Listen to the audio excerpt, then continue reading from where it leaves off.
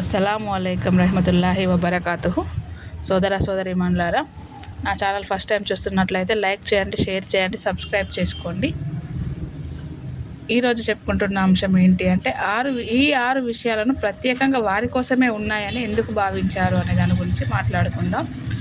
అబూ హురైరాహు రదియల్లాహు అన్హు వారి ఉల్లేఖనం, ప్రవక్త ముహమ్మద్ సల్లల్లాహు అలైహి వసల్లం వారు ఇలా తెలియజేశారు. మూసా అలైహిస్సలాం వారు ఈ ఆరు విషయాలను ప్రత్యేకంగా వారి కోసమే ఉన్నాయని భావించి దాని గురించి అల్లాహుతో ప్రశ్నించారు. మరియు అందులో 7వ విషయాన్ని వారు ఇష్టపడలేదు. అందులో మొదటిది ఏంటి అంటే, ఓ అల్లాహు, నీ దాసుల్లో భయభీతి కలిగిన వాడెవడు? అల్లాహు ఇలా అన్నాడు, నన్ను మర్చిపోకుండా ఎప్పుడు గుర్తుపెట్టుకున్నవాడే భయభీతి కలిగినవాడు అని అల్లాహు సమాధానమిచ్చాడు.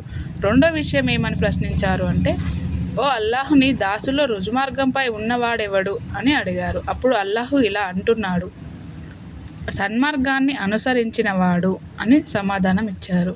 మూడోది ఏంటి అంటే, ఓ అల్లాహు, నీ దాసుల్లో నిజాయితీ పరుడు ఎవరు అని అడగగా అల్లాహు ఇలా అన్నాడు, తన కోసం ఇష్టపడే న్యాయాన్ని ఇతరుల కొరకు ఇష్టపడేవాడు అని అల్లాహు సమాధానం చెప్పారు.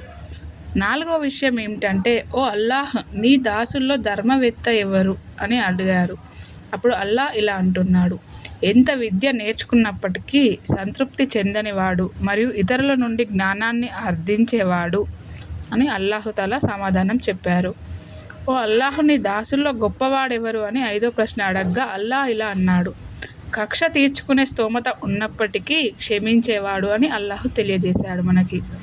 6వ విషయం, ఓ అల్లాహ్, నీ దాసుల్లో ధనవంతుడెవడు అని అడగ్గా అల్లాహ్ ఇలా అంటున్నాడు, నేను ప్రసాదించిన వాటిపై సంతృప్తి చెందినవాడు అని చెప్పారు.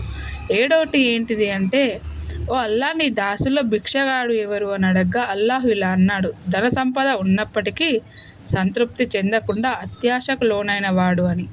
ఆ తర్వాత ప్రవక్త ముహమ్మద్ సల్లల్లాహు అలైహి వసల్లం గారు ఇలా బోధించారు, ధనవంతుడు అంటే డబ్బు ఐశ్వర్యం ఉన్నవాడు కాదు. వాస్తవానికి ధనవంతుడు అంటే విశాలమైన హృదయం కలిగినవాడు.